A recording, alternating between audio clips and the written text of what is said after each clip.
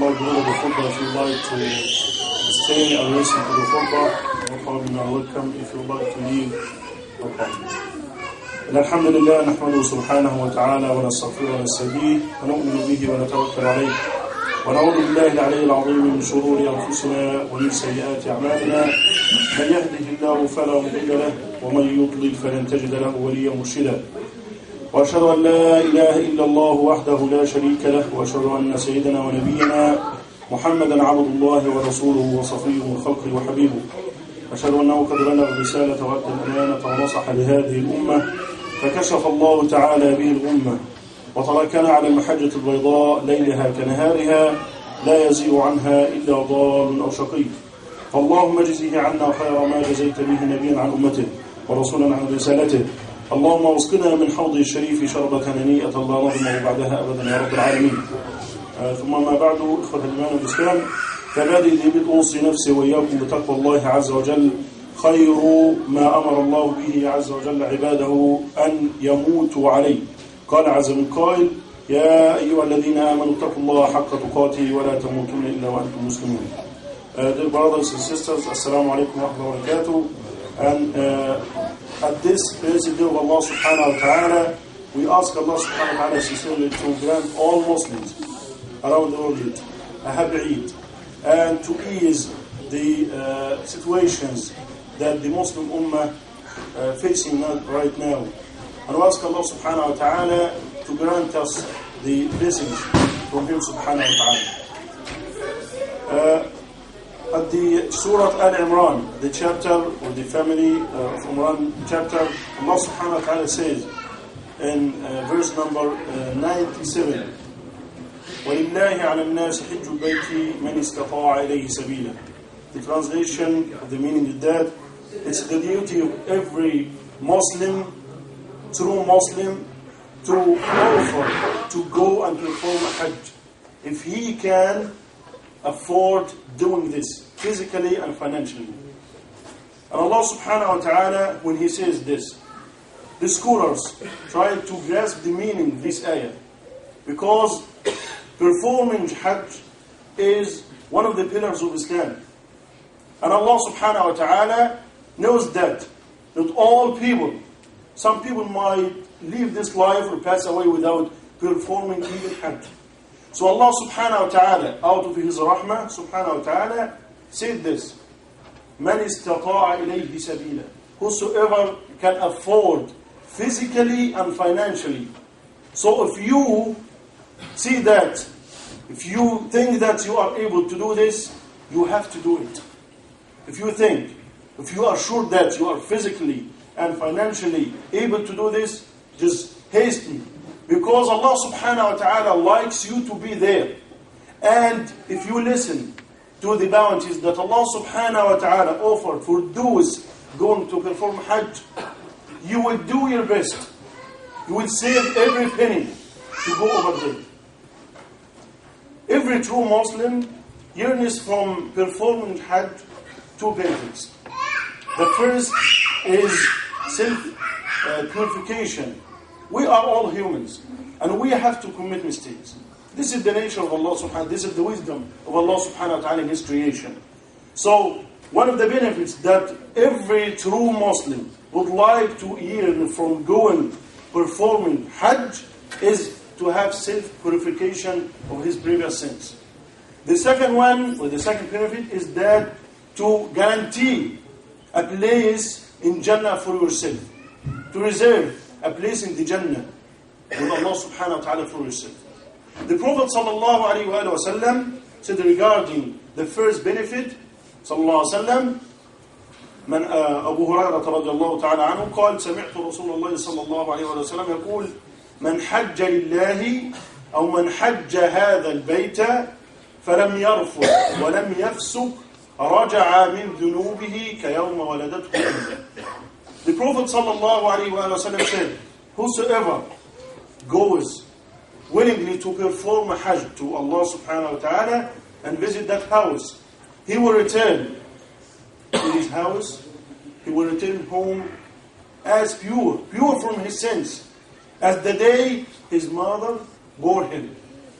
And the Prophet ﷺ, expressing the second benefit, he ﷺ said, الحج المبرور ليس له ثواب أو جزاء إلا الجنة. The Hajj Mabrur, accepted by Allah subhanahu wa ta'ala out of His graces. There is no reward for that Hajj save to be provided Jannah. And this, as I've said in the khutbah, that is the ultimate goal that all of us are trying to reserve a place there, the Jannah. May Allah, inshallah, make all of us on that blessed day amongst the dwellers of the Jannah, inshallah. Talbiyah. Every pilgrim has to make talbiyah to Allah subhanahu wa ta'ala. It's the response that Prophet to the announcement that made a long time ago by Prophet Ibrahim to come and visit that house of Allah subhanahu wa ta'ala. And when you say this sincerely, with understanding, it means that you affirm your belief in the oneness of Allah subhanahu wa ta'ala again. And you submit your will, physically, spiritually, mentally, to the will of Allah subhanahu wa ta'ala. So labbaik Allahumma labbaik means, here am I, God. I'm willing to. I'll do anything you like from me or you ask me to do.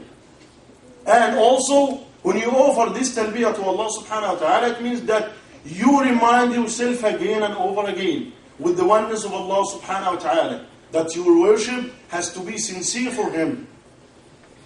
That is the content of making talbiyah to Allah subhanahu wa ta'ala. The sacrifice, which inshallah we'll talk about some figure issues at the end of the khutbah about, the act of sacrifice is not meant to slaughter an animal. But there is something else that Allah subhanahu wa ta'ala loves to see from you. Before slaughtering the animal, Allah subhanahu wa ta'ala looks at your heart. What is there in your heart? It is taqwa or something else. The love of God or something else. Before slaughtering the animal. The act of sacrifice confirms the fact that everything you have in this life, you have to be willing. You have to offer it to Allah subhanahu wa ta'ala, and you have to be ready all the time. When Allah asks you, here am I. I'm willing to offer everything for your sake. This has to produce a spiritual meaning in your heart, which is, that is, Allah subhanahu wa ta'ala likes to see piety in your heart. The Prophet ﷺ at the pilgrimage khutbah sermon, he sallallahu alayhi wa sallam directed the attention of the Sahaba, the companions, the nations of Islam to come. All of us, there is no difference, there is no preference, there is no priority for a black over white, for white over black, for an Arab person over non-Arab person. There is no priority in Islam. We are, alhamdulillah, look around you. We are coming from different nationalities, from different ethnies. And the only thing that brings us together is piety. We would like Allah subhanahu wa ta'ala to see something now in your heart, which is piety. Piety which prevents you from ascribing anything, from loving anything with Allah subhanahu wa ta'ala. Think again. Recorrect your actions. If you see something that comes or you love more than Allah subhanahu wa ta'ala, amend it again. Adjust your attitude towards Allah subhanahu wa ta'ala, which is piety. The Prophet ﷺ said piety in the heart. So Allah subhanahu wa ta'ala likes to see now. And from now to on, Allah subhanahu wa ta'ala likes to see this small thing in your heart. Piety. However, you might belittle that thing, but keep it. Keep it all the time in your heart. Aisha radiallahu anha said, the Prophet sallallahu alayhi wa sallam said, خير الأعمال أو أحب الأعمال إلى الله عز وجل أدومها وإن قل. The most beloved actions, acts of worship to Allah subhanahu wa ta'ala, the little ones, but keep doing the continuous ones. Just keep doing that action. Loving, or to make Allah subhanahu wa ta'ala, please, when He looks at you, He finds piety in your heart.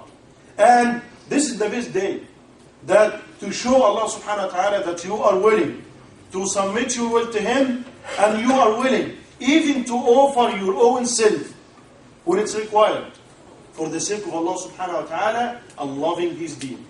This is the thing that I ask Allah subhanahu wa ta'ala to make this sincere for Him. Regarding today, we have Jum'ah, inshallah. So, according to or based on the hadith of the Prophet sallallahu alaihi wasallam and the athar reported from the companions of the Prophet sallallahu alaihi wasallam, whosoever performs Eid prayer, there is no problem. He is not entitled or required to come and perform the Jum'ah prayer. But it's better to come and perform if he is able to do this. And also, sacrificing is extended till the last or the fourth day of Eid. 3 days after today, to the Maghrib prayer. After this, there is no place or room to sacrifice or offer sacrifice. Also, tomorrow or the 3 consecutive days, there is no room for fasting. It is not allowable to fast on these days because the Prophet ﷺ that أيام ذكر وأكل وطعام وشراب. So these days, today and the coming 3 days, Allah subhanahu wa ta'ala likes you to see you happy, likes to see you offering kindness to people around you, and have a big smile, particularly to your family at home. Do not smile at the face of your brother, said, and when you go home.